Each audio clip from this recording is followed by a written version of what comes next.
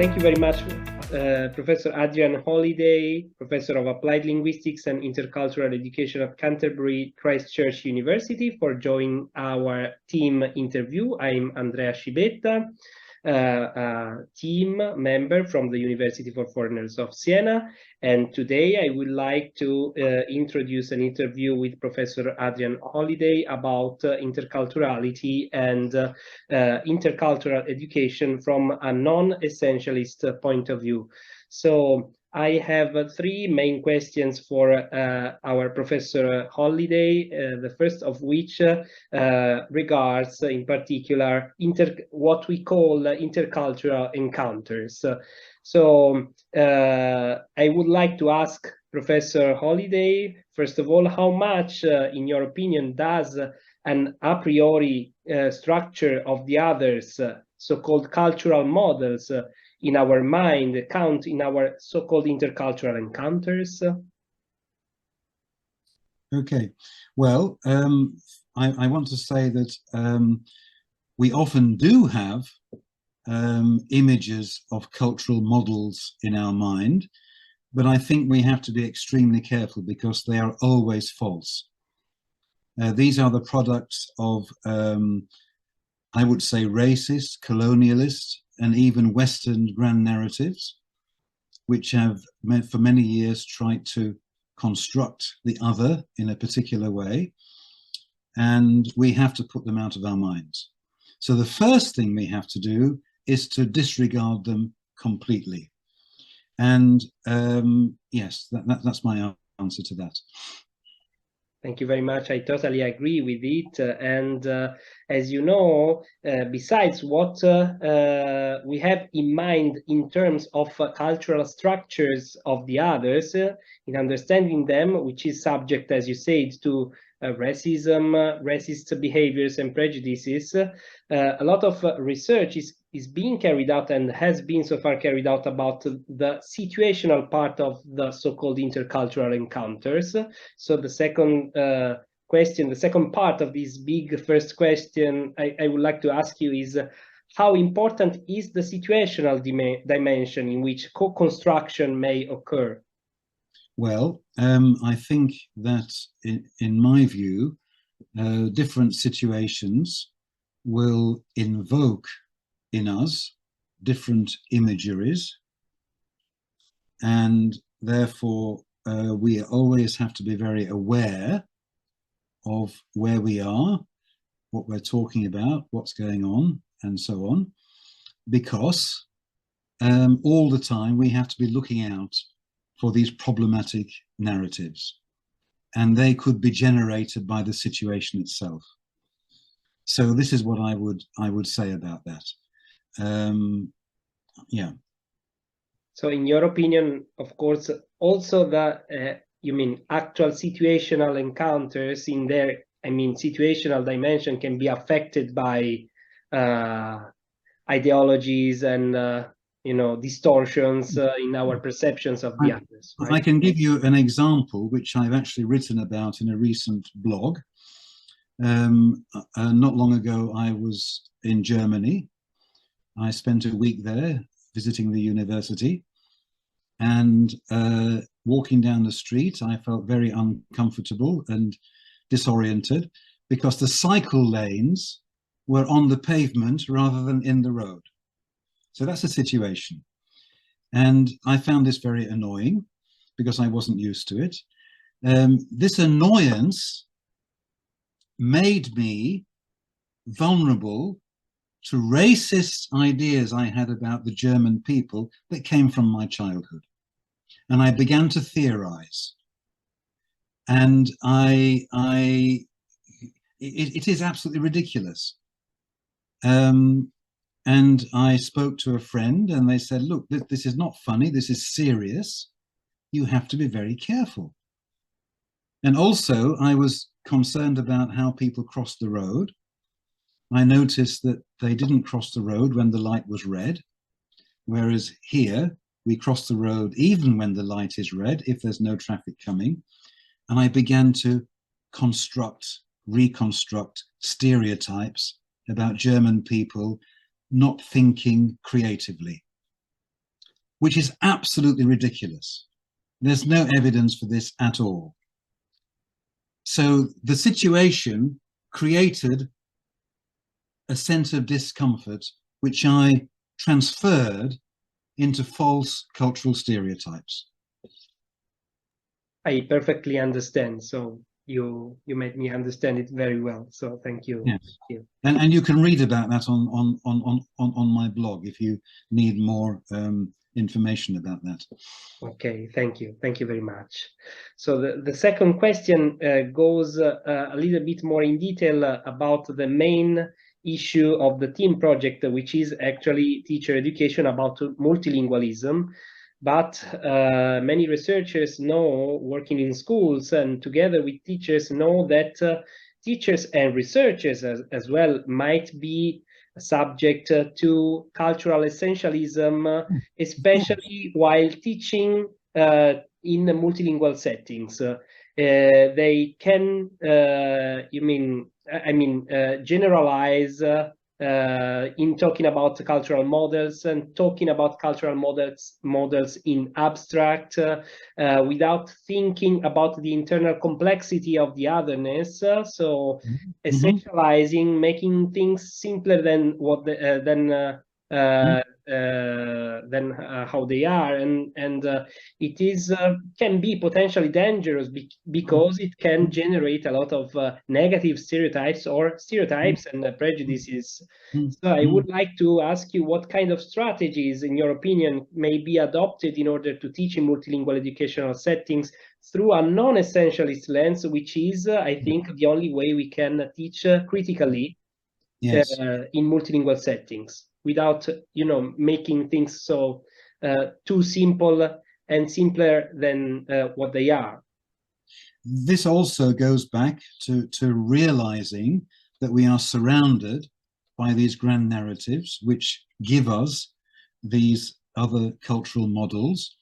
And I think there's a particular theoretical perspective which is very popular, which I completely disagree with, and that is that globalization has created a blurring of cultural boundaries. I think it's entirely the other way around.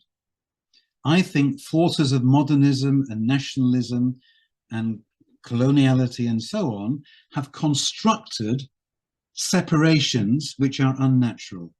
If you go back to pre-colonial times, we had massive blurring of boundaries. And from that, we had natural, everyday hybridity. We are all hybrid. We always have been. But in recent times, we've been educated as though we are not. This is the problem.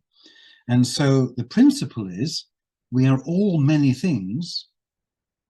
So when we meet other people who are a bit different to us, we can always find the resources to connect, because they are also many things. And when two people who are many things connect together, they can find something to create a thread. And I think this is really important. So the basic principle we should always begin with: we are the same people, but we are brought up in different circumstances. This is the prime principle. And and whenever anybody says something essentialist, like in my culture we don't think critically, you must stop them and say, I don't believe you. If you don't, you are immediately othering them by imagining that they're all the same. So we always have to question each other. Yes, I think it's very important also because when welcoming people from other geographical areas of the world in our society, in our schools, we tend to think in cultural terms, but we are too many things. We are different things. We have a lot of traits in common. For example, regardless of our place of origin, me and you are both men. We work both in the university, so we can share a lot of things, and we tend to hide these traits in common emphasizing too much the cultural traits that I can give you in our mind.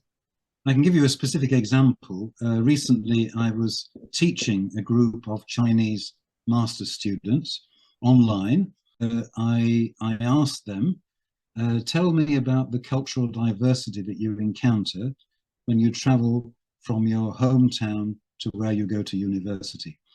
And the first reply was, there's no diversity because in China, everybody has the same culture. I wasn't going to allow this to go. And I said, I don't believe you. I said, think about another family who lives in the same building that you live in or lives down the street. The first time you visited them, think about how different they were. And immediately the examples started coming. And immediately we had the idea that the first intercultural encounter you might have could be with the people next door. And suddenly the conversation was completely different. So that's what you meant before talking about creativity, creative thinking. Yes. Yes, absolutely. So not limiting our thinking in grids, in structures, not too much, and thinking creatively, right? And one of the most harmful structures we have is that people in the West are individualist and people in the East are collectivist. Absolute rubbish. That's a we are all individualists and collectivists at different times. Yes, that's it. That's it. And it is a big stereotype in, trying to face diversity between so-called Western countries and Eastern countries. It often comes up. Individualism versus collectivism. And I know that the definition of collectivism is an imperialist definition of insufficiency.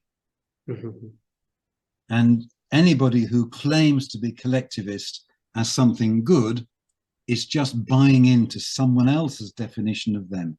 We have to be politically aware. Yes, I totally agree.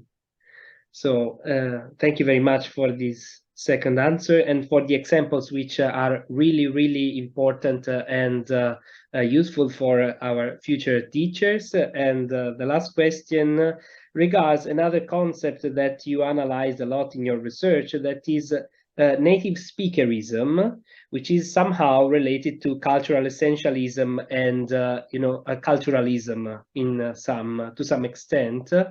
And I would like to ask you, to what extent might the idea of native speakerism, especially in teachers' beliefs, be an obstacle for empowering multilingual repertoires in educational settings? I think it's a total obstacle. I have a recent personal experience. I was unfortunate enough to spend some time in hospital recently, in the outpatients department. I sat there for many hours waiting, and the people around me were very multicultural and probably multinational as well, although I don't know. And if I had used the concept of native speaker and non-native speaker, I would have fallen into a ridiculously simplistic trap of trying to imagine who was who. As soon as I put this definition aside and forgot it, I began to see things completely differently.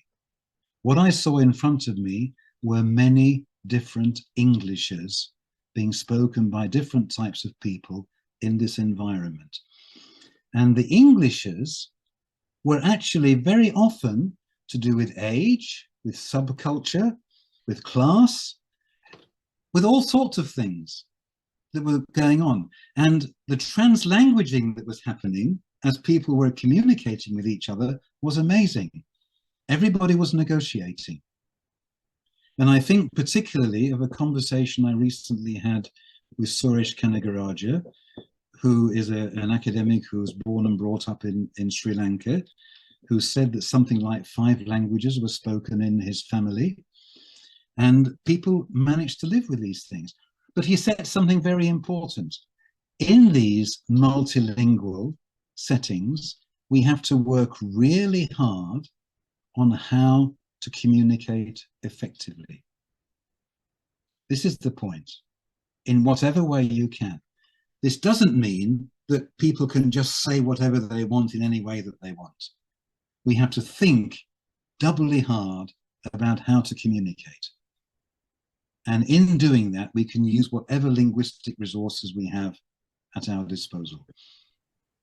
Yes, I agree. I agree. And I agree also with the use of the term translanguaging as both as a pedagogical tool in order to carry out to implement a new pedagogical perspective, as I do in schools, for example, with multilingual children dealing with their multilingual repertoires, and also as a theoretical term in order to reflect on our everyday interaction with the others. So maybe the concept of native speakerism has to be substituted by complexity and communicative effectiveness, right?